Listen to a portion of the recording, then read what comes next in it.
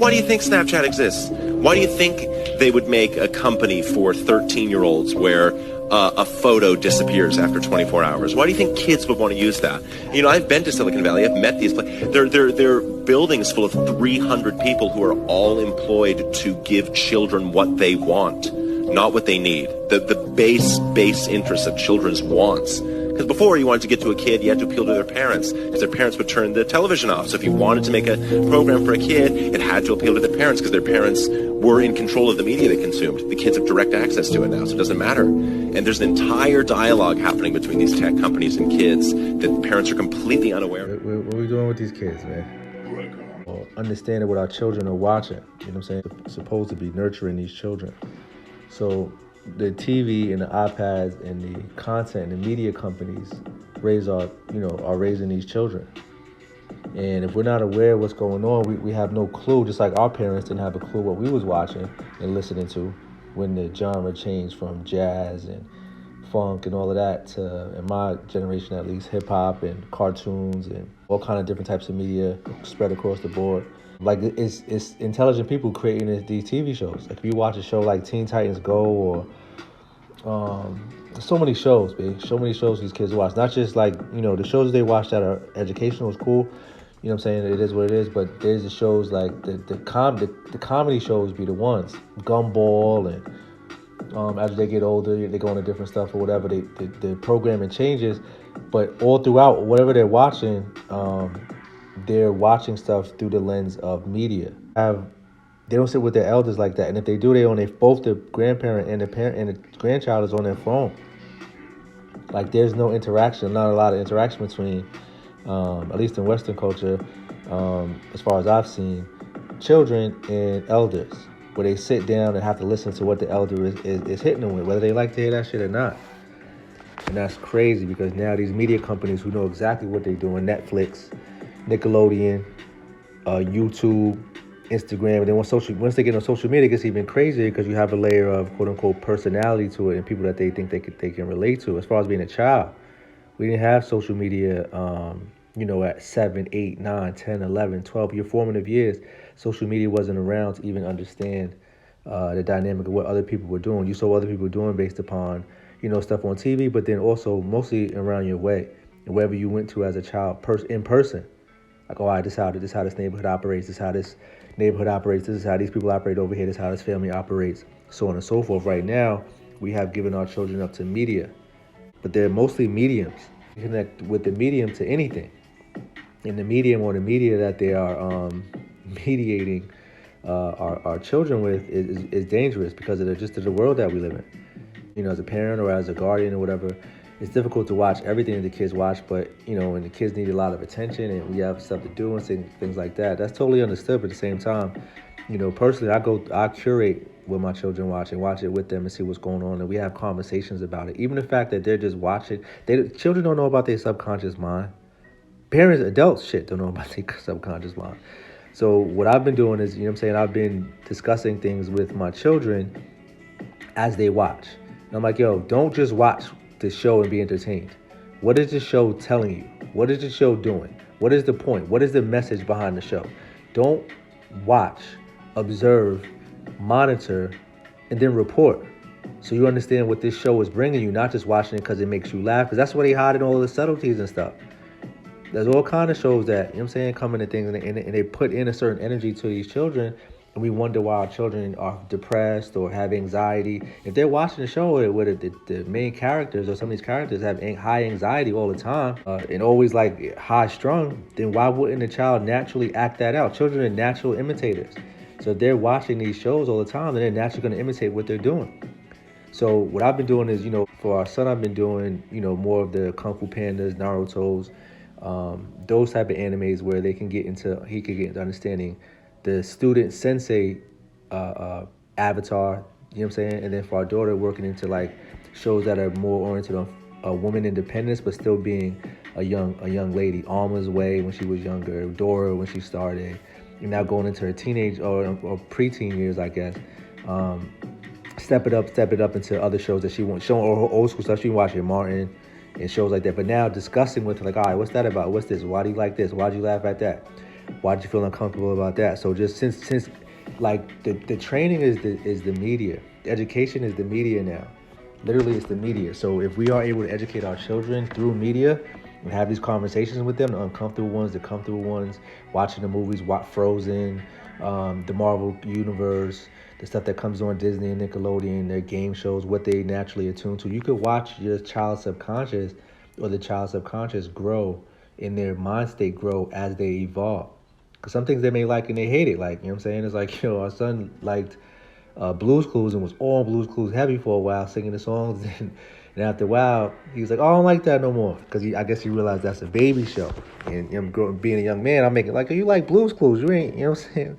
We used to be cracking jokes and shit. You know what I'm saying? It's like, "Oh, you like Blues Clues?" Be like, "You're a baby." So now he don't like Blues Clues. Like, you put on Blues Clues, he get upset, leave.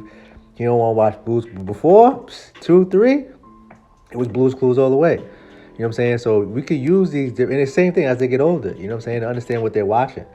I had to put watching Captain Planet. Like, I could do for days the type of shit that we be on. YouTube videos, spirit science, all kind of stuff. You know what I'm saying? Not getting too deep with them. Letting them understand the gods and goddesses of different cultures. Letting them understand, watching nature shows with them. Because this is where they're going to naturally, their mind is going to go into different places. And we can't just sit there and like expect them to be bored and entertain themselves, because the frame rates of the reality have increased. Like, it's not like when, I'm older generation, I'll say born in the 80s. So, you know what I'm saying? That's, we can sit and be bored and figure out shit to do. These children, you have to have them be bored at some spaces, but meet them where they're at in regards to the media. And you can't just take it away, because then all they'll do is run to it full-fledged when they get it. And if you just give it to them without any oversight, then they'll just disappear and they won't even be around you. They won't even want to discuss with you, because they'll have this undertone of they know everything because they're watching it on TV. Or they're watching on YouTube or watching on TikTok or whatever else comes through. And it's so fast. Shit is so quick. Shit changes so fast. Imagine what's going on. Imagine the social media mindset. The narrative changes. Like, niggas forgot about COVID. Niggas forgot about, you know what I'm saying, all kind of shit. Just quick, like, that shit was gone. Niggas forgot about mad shit that happened. Unless they put it up in front of your face. So that's how these children are looking at the reality. Shit is moving. And we call it ADHD. Not necessarily. It's the reality is moving faster. So when educating your children, of course, the natural ways of doing things and organic ways of doing things are always to be upheld, but we have to understand where we at. And these children, you know what I'm saying, like our son, he's nice at Fortnite. He's like, 7 years old. So that to be that nice at Fortnite at that age, zooming in, and I'm like, all right, well, you nice, so I'm not going to take that away from you. You know what I'm saying? I use that as a component. Like, so you could use media, video games, and these like digital technologies that are around them anyway, to empower and see where they lean towards. My daughter, she's nice at the piano. She got on her own, to her own, through the YouTube videos and all of that. Like, YouTube school is a thing. For adults, not so much, because adults swear they do YouTube school and they swear they know something, but they don't have the basics. You know what I'm saying? Oh, no, I know that. Yeah, I can tell you with the YouTube school. It gets a little bit deeper or Google school. You know what I'm saying? So it's good to get a surface level of these things. But for children, Google school and YouTube school is great, because you can understand, if they can understand concepts and then put their imagination with it, and you see it play out in different things. And as the children evolve, if we have time enough to even be around our children, we can grow their subconscious mind. We can grow their being in the trajectory of like what they naturally orient to. If you tie in a natal chart and the numerology, things like that, you could really get spicy with the media that we're presenting to these children as we're nurturing them. You know what I'm saying? As we're growing their minds. But if you just let YouTube do it or TikTok, I see kids go through Coco Melon and all of that. These kids click, click, click, click, choo, choo. I'm like, yo, how do you even watch? How can you build an attention span if you're just watching something for 3 seconds, you don't like it, boom. 3 seconds, you don't like it, boom. My kids was like, yo, y'all couldn't pick and choose what y'all wanted to watch? I'm like, no, we have 4 channels. Channel 2, 4, 5, 7, 9, 11, and 13. And 13 was PBS. I was like, oh, PBS kids? Nah, PBS. With my man with the fro and all that, doing the drawings, and then PBS documentaries. And then we got cable later. You know what I'm saying? But like then the shows that came on was only a certain period of time for kids shows. And everything else was game shows and shit like that. MASH or whatever. You know what I'm saying? Like they was like, damn, you couldn't pick your show. Like, no, we couldn't pick our shows. Y'all pick y'all shows Like, I want to watch this. I'm gonna watch that. I don't watch this. I don't watch that. I'm like, yo, y'all don't even you forgot what you watched a month ago because you into the new thing. So you gotta let's go back and let's reevaluate what you watched here. Let's watch again, Miles Morales in this. Let's watch again the original Spider-Man. Let's watch again whatever other shows did they be watching. Let's watch Frozen again. Let's watch Moana. Let's watch it again and see how you look at it now. And then you can see, like, you can create a conversation with these children that is something in their wheelhouse and something that they can respect, and see how their maturity levels change, their emotional intelligence changes, and all of that. You could really use media or as a medium. It's being used anyway, so why not use it in a way that's helpful? And we can direct. It's a whole new world, man. It's a whole new world for these children, and you know what I'm saying? If you just leave it up to, what's going on, the children will be inverted. There will be bots and NPCs and non-functioning or just minimally functioning children, or even high-functioning children, but only on certain levels.